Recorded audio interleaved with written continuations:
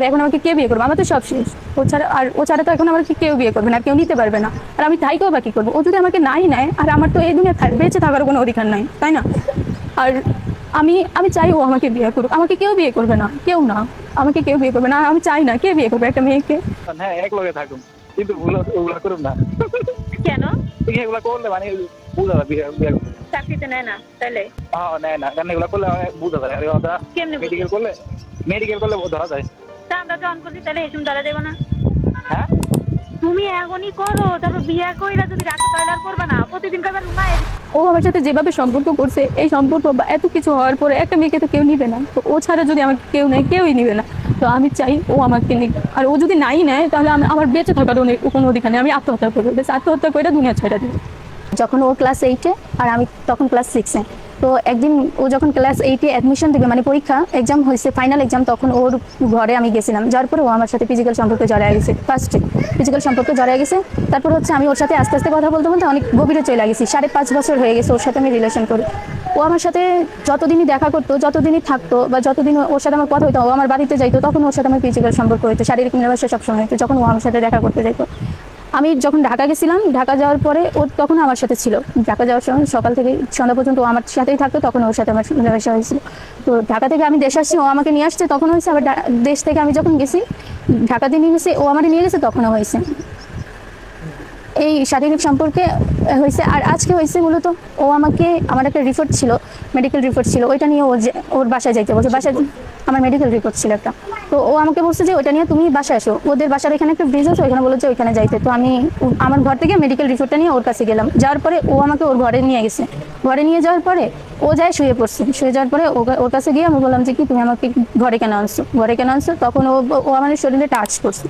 Touch করার পরে তখন আমি বললাম, হঠাৎ করে ওর ভাই চলে আসলো। ভাই চলে আসার পরে ওর ভাই ওর আম্মুকে ডাক দিল। ওর আম্মুকে ডাক দেওয়ার পরে ওর আম্মু এসে আমার গলায়, আমার ওনা দিয়ে আমার গলায় পাশ দিয়ে দিচ্ছে। পাশ দিয়ে দেওয়ার পর ওর ভাইও আমাকে মারছে, ওর আম্মুও মারছে, সবাই মারছে। পরে আমি যখন আমার বাসায় কল দিছি, ওই টাইমে আমার ফোনটা নিয়ে মেহেদি ভেঙে ফেলার পরে ও আমাকে ইচ্ছা মতো ঘরে মারছে। আমাকে একা ইচ্ছা মতো ও মারছে, ওর ভাইও মারছে, সবাই মারছে, ইচ্ছা মতো ও মারছে মায়েরা। তারপর ও আমাকে নিয়ে ঘর থেকে নিয়ে ওদের সামনে একটা ক্ষেত আছে, ওইখানে পানি জমা আছে, ওইখানে নিয়ে ও আমাকে ডুবায় ধরে, তারপরে আমার ফোন নিয়ে ওইদিকে মাটির নিচে ইয়ে করে রাখছে। পরে ওইখানে অনেকে আসছে। ওর একজন জ্যাঠা আছে, উনি যখন আমি ওনাদের ঘরে, উনি আমার চুল টাইনা আর আমার গায়ের ওড়না টাইনা আমাকে বলতেছে তুই এই ঘর থেকে বের হ। তারপর ওইখানে অনেক লোক গেছে, লোক যাওয়ার পরে ওইখানে পুলিশও গেছিল। পুলিশ যাওয়ার পরে পুলিশে বলছে যে এখানে না বসে আমরা থানায় গিয়ে বসি। তো থানায় গেলাম। থানায় যাওয়ার পরে পুলিশ অনেক প্রথমে তো ওদের কথা শুনছে, তারপর আমাদের ডাকা হয়েছে। ডাকার সময় পুলিশ আমাদের, মানে আমার ফুল কথা শুনতে চায় নাই, আমার কোনো কথা শুনতে চায় নাই।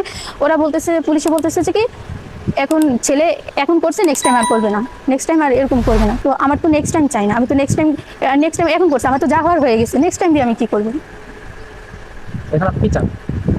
আমি চাই এখন আমি ওকে বিয়ে করতে চাই। ওকে বিয়ে না করলে আমাকে কেউ বিয়ে করবে না। আমাকে কেউ বিয়ে করবে? আমাকে কেউ বিয়ে করবে না। আর আমি চাই না কাউকে বিয়ে করতে, আমি ওকেই চাই, ওকে বিয়ে করতে চাই। এখন বাকিটা ওর পরিবার কি বলে? ওর পরিবার তো বলে না, ওর পরিবার তো বলে আমাকে নিবে না। ওর পরিবার বলে আমাকে নিবে না। ওর বাপে অনেক হুমকি দুমকি, অনেক, মানে ওর বাপে আমাকে অনেক অভিযোগ নেয়। আমার বাড়িতে আসে, আমাকে হুমকি দুমকি দিয়ে যায়, আমাকে মারবে, আমার ঠ্যাং ভেঙে ফেলবে। ওর বাপে আমাকে যখনই দেখে, ওনার চোখের সামনে যখনই দেখে, তখনই উনি আমাকে বাজে কথা বলবে আর মায়ের ধরে হুমকি দিবে। কেন বলে সেটা আমি জানি না, তবে হচ্ছে এই সম্পর্কের কারণেই বলে, হয়তো আমি তো জানি না। হঠাৎ করে দেখলে উনি আমাকে বলবে, উনি আমাকে মারবে, ঠ্যাং ভেঙে ফেলবে, বাড়িতে আসবে, এই বাড়িতে জায়গা দিবে না, আমার বাড়ি থেকে আমাকে উঠায় দিবে, আমার বাড়িতে থাকতে দিবে না। ও আমার সম্পর্কে মামাতো ভাই হয়। এই ছেলে মেয়ে হাসান মাসুদ, ওর বাবার নাম হচ্ছে আলাউদ্দিন। ও যখন থানাতে আমাদের বিষয়টা গেল, থানার ওসি বিষয়টা এড়িয়ে গেছে, বয়সের অজুহাত দিয়ে বিষয়টাকে এড়িয়ে নিয়েছে। তো হচ্ছে এখন যদি মেহেদি আমাকে বিয়ে না করে, বা মেহেদি আমাকে বিয়ে না করে, আমাকে কে বিয়ে করবে? আমি তো ভালো হয়েছিল এটা লোহার থানা ওসি সাহেব এবং আমাদের বর্তমান বিএনপি নেতৃবৃন্দ যারা ছিল তারা একটা সমাধান করেছে। সমাধানটা হয়েছিল, তার কোনো সাক্ষী প্রমাণ পাইনি। আমাদের এর মা আর ছেলের বাবা এরা হচ্ছে আত্মীয়। তো মেয়ের বয়স সম্ভবত 16-17 বছর, আর ছেলের বয়স 18 বছর, ইন্টারমিডিয়েট পাস করছে। ওই ছোটবেলা পাশাপাশি থাকতে থাকতে এদের ভিতরে পরিচিত দীর্ঘদিনের। তো মেয়ে খুব এগ্রেসিভ, সে ছেলেকে বিয়ে করবেই। ছেলে তো কিছু করে না। তো ছেলের বাপ বলে যে ছেলে তো কিছু করে না, ও বিয়ে করবে, ও পড়াশোনা করবে না বিয়ে করবে, এই। কিন্তু এদের ভিতরে এরা তো আর কিছু বলতে পারে নাই। তো মেয়ে বলছে যে প্রেম করলে তো একটা জিনিস করা যায়। তো আমরা বলছি যে আমরা কোনো কিছুর বিয়ের সাথে যেতে পারবো না, আপনারা আর এটা ডাইরেক্ট হচ্ছে হলো কোর্টের, আপনারা আইন শৃঙ্খলা মানে মারামারি ঝগড়াঝাটি করতে পারবেন না। হ্যাঁ, এটা নিয়ে কোনো রকম পরিবেশ নষ্ট করতে পারবেন না, একে অপরে মারামারি করতে পারবেন না। এই জন্য দুলারহাট থানা ভোলাতে এই মেয়েটির বাড়ি। মেয়েটি খুব অসহায় হয়ে পড়েছে। যদিও ইসলামিক দণ্ডবিধিতে তার শাস্তি অনেক বড়, এটি একটি শাস্তিযোগ্য অপরাধ। বর্তমানে মেয়েটির বয়স 16 থেকে 17 হয়ে গিয়েছে, প্রায় 16 বছর। আর মেয়েটির সম্পর্ক শুরু করেছিল প্রায় 12 বছর বয়সে, মানে যখন 6-এ পড়ে তখন থেকে। আমি একটি জিনিস এখানে বলবো, মহান আল্লাহ পাক কিন্তু জুলুমকারীর বিপক্ষে থাকেন সবসময় এবং ভিকটিমের পক্ষে থাকেন। ছেলেটা কিন্তু জুলুমকারী, শুধুমাত্র ছেলেটা না, বর্তমানে ছেলের মা, ছেলের বাবাও পর্যন্ত এবং ভাইও জুলুমকারী হয়ে পড়েছে। আর ভিকটিমের পক্ষে আমার মনে হয় যে আল্লাহ তাআলা থাকবেন, কারণ মেয়েটা কিন্তু ইচ্ছা করে এই সমস্ত জিনিস করে নাই। ফুসলিয়ে ফাসলিয়ে ছেলেরা কিন্তু এই ধরনের কাজ করে থাকে। আমি একটা অনুরোধ করব সবাইকে যে এটা নিয়ে আপনারা মজা করবেন না বা ওকে আর কষ্ট দিবেন না। শাস্তি অবশ্যই আল্লাহ তাআলা দিবেন যদি দেওয়ার হয়, কিন্তু আমরা শাস্তি দিতে যাব না। মেয়েটা কিন্তু আত্মহত্যা করতে চেয়েছে, আপনারা হয়তো বা দেখেছেন। এটা কিন্তু সত্যি সত্যি যদি হয় তাহলে কিন্তু আমাদের সমাজের উপর পড়তে হবে। একটা সমাজ তখনই নষ্ট হয় যখন আমরা দেখি নাটক, সিনেমা, টক শো এই সমস্ত জিনিসে অশ্লীলতা ছড়ায়। আস্তে আস্তে শুরু হয়। যেমন আগে নাটক দেখতাম, তখন কিন্তু দেখা যেত নাটকের মধ্যে গালিগালাজ ছিল না, কিন্তু বর্তমানে গালিগালাজ শুরু হয়ে গেছে। এই যে আমরা যতই ব্যাচেলার পয়েন্ট নিয়ে প্রশংসা করি না কেন, ব্যাচেলার নাটকটা নিয়ে, কিন্তু পরবর্তীতে দেখা গেছে যে এখানে গালিগালাজ নিয়ে এসেছিল তারাই। এর আগে যদিও একটু একটু হয়েছিল, কিন্তু তারা সবচেয়ে বেশি নিয়ে এসেছিল। কিন্তু গত 5 বছরে দেখা গেছে এখন শুধু গালিগালাজের নাটকই অতিরিক্ত, গালিগালাজ ছাড়া এখন নাটকই হয় না।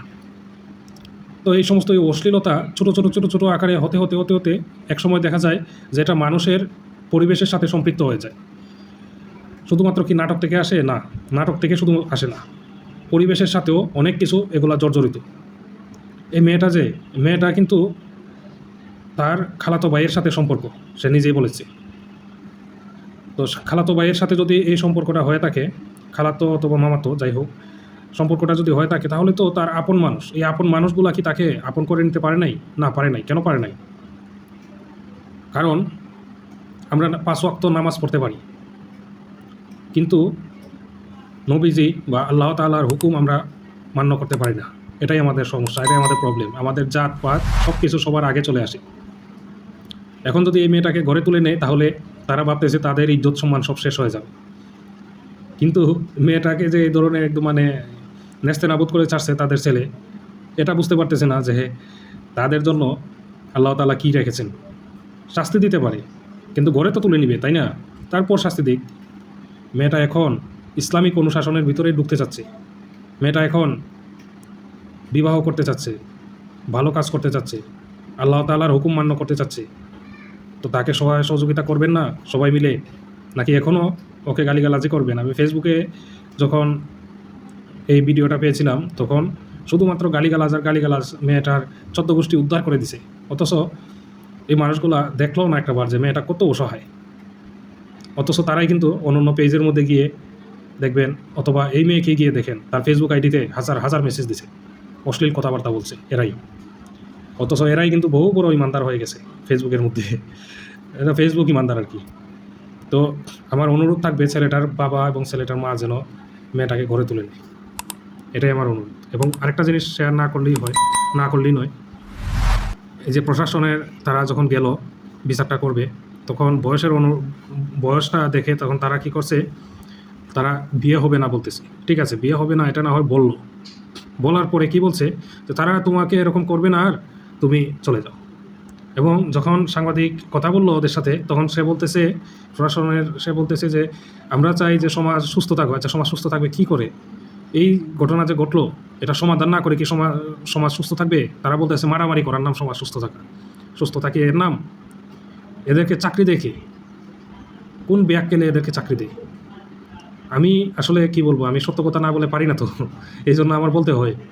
মাঝে মধ্যে অনেক কিছুই মানে এত রাগ উঠে এদেরকে এই প্রশাসন এমনিতে ভালো, কিন্তু মাঝে মধ্যে কিছু কিছু লোকের জন্য খারাপ হয়ে যায়। দেখেন এই মেয়েটা একদম অসহায় হয়ে পড়েছে, সে আত্মহত্যা করতে চাইতেছে, তার দিকটা না দেখে সে ছেলেদের দিক দিয়ে দেখে বলতেছে সে যে বিএনপি নেতা নাকি সমাধান করে দিয়ে গেছে। আচ্ছা, ও যদি সমাধান করে তাহলে আপনারা বলতেই পারতেন এখানে টাকা পয়সার কিছু তো ছড়াছড়ি অবশ্যই আছে।